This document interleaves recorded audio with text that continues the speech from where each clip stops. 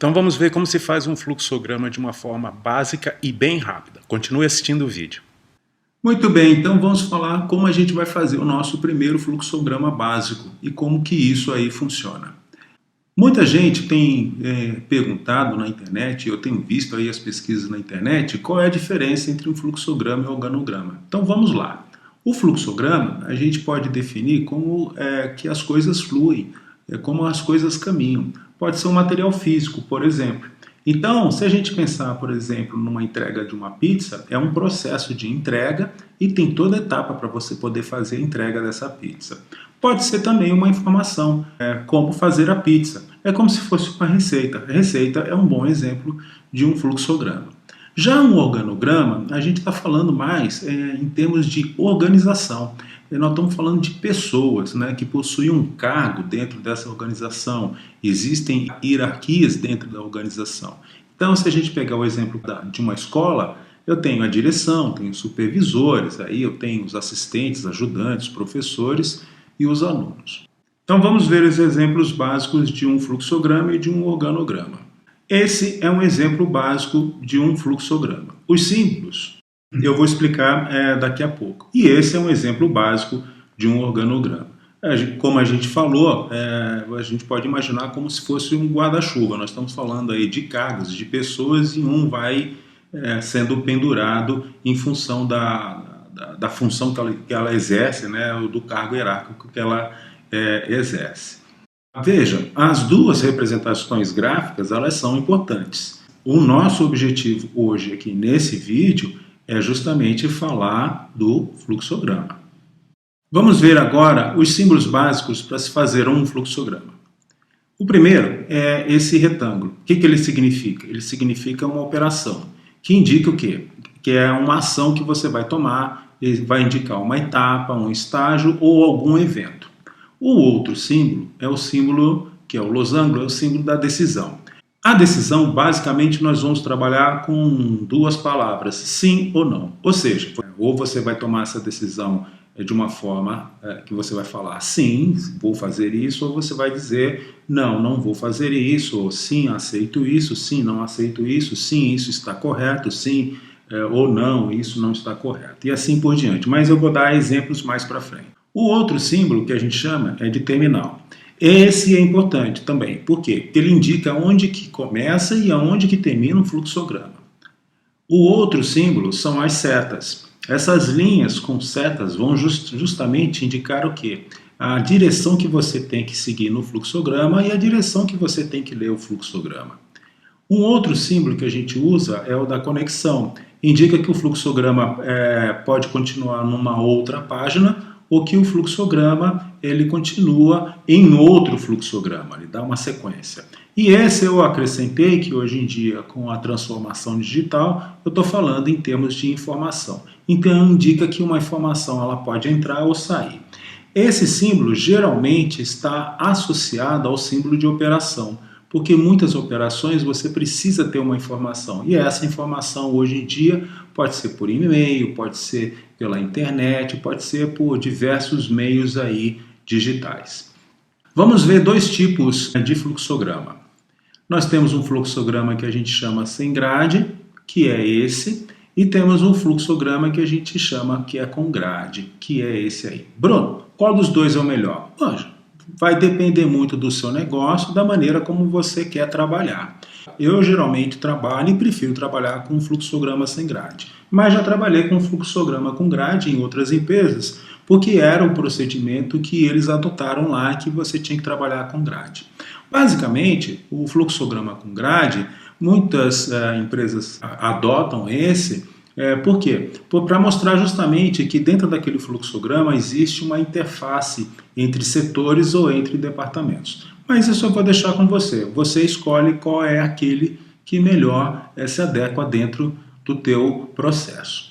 Existem ainda símbolos adicionais que podem ser usados no fluxograma. Vamos ver alguns. Esse é o símbolo de dados. Indica que você vai coletar ou vai gerar uma informação dentro de um servidor ou, por exemplo, de um software. Esse, que a gente pode chamar de um triângulo aí invertido, a gente pode usar como armazenamento, indica que um produto deve ser armazenado. Nem sempre as informações digitais, você vai trabalhar com informação em meio físico, ou seja, papel. Então você tem que indicar que um documento é recebido ou que você vai gerar um documento. Não só um, mas também vários documentos podem ser gerados. Se você pensar no escritório de advocacia, é um bom exemplo, ou um escritório de contabilidade, eles, às vezes, numa determinada operação, eles geram vários documentos.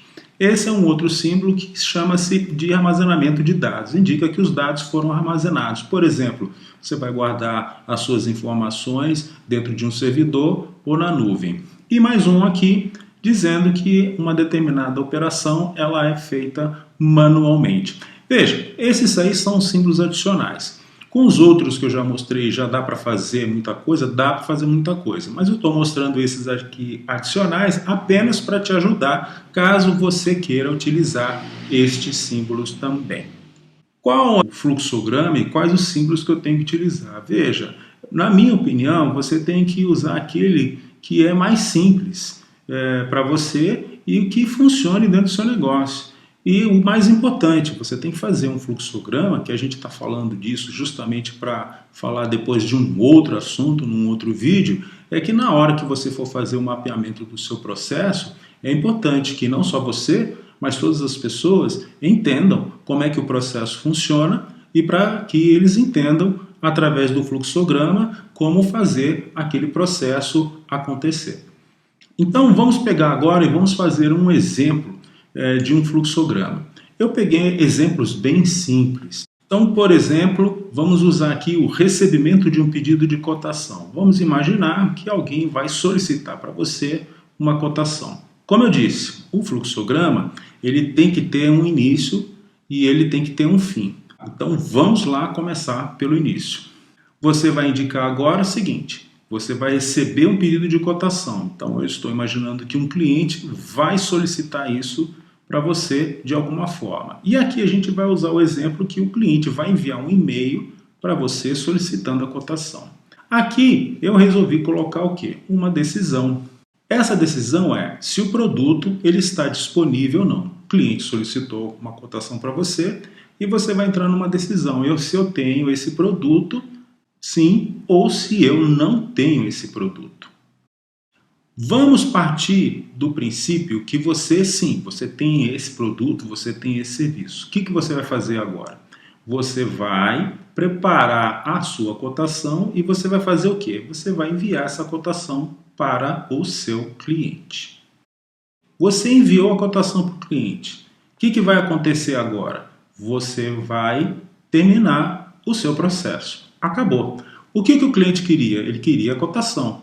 Então vamos lá olhar novamente o nosso fluxograma. O cliente mandou uma solicitação por e-mail, você fez a avaliação se o produto está disponível ou não, ou se o serviço está disponível ou não, você preparou a cotação, enviou para o cliente e o processo acabou.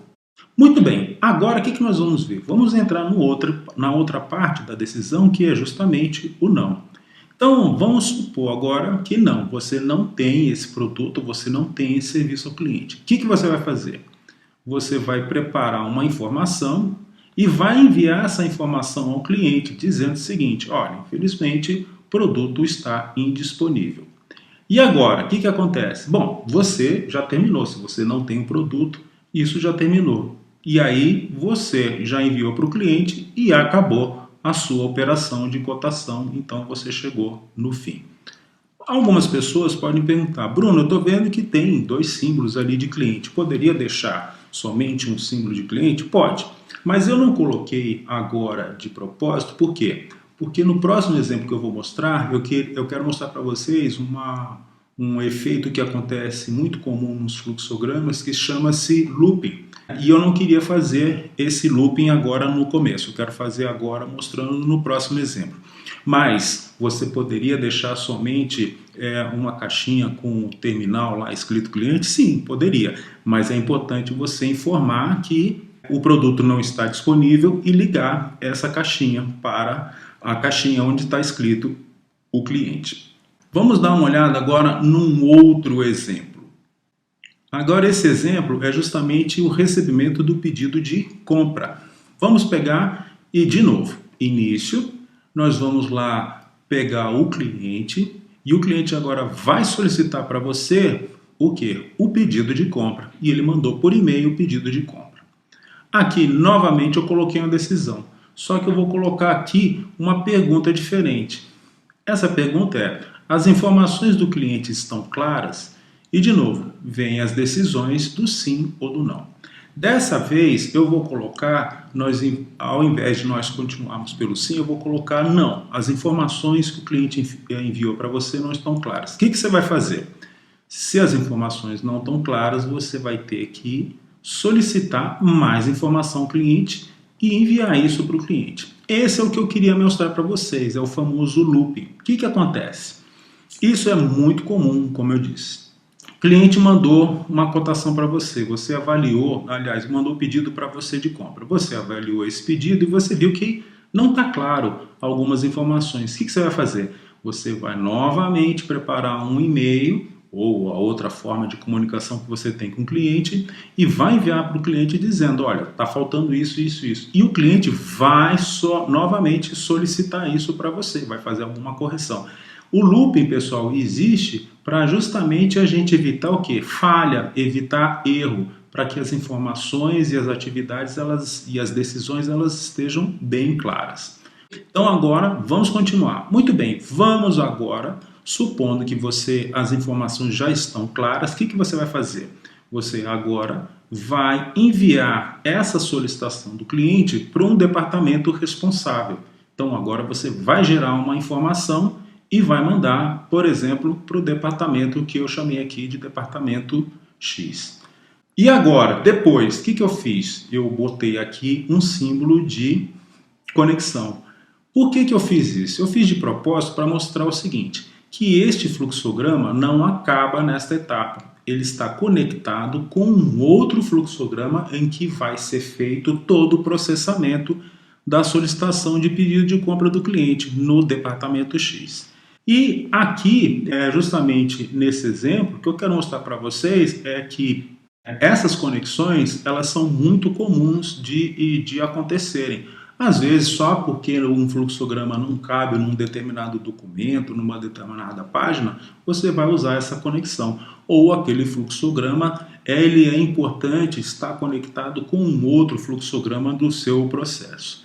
Então veja, pessoal, é bem simples para você começar a iniciar o seu fluxograma. Lembrando que a ideia de fazer o fluxograma é justamente você procurar por soluções que elas sejam extremamente simples e que ajude o processo de vocês. Não se esqueça de se inscrever no nosso canal e aguarde os próximos vídeos. Até mais!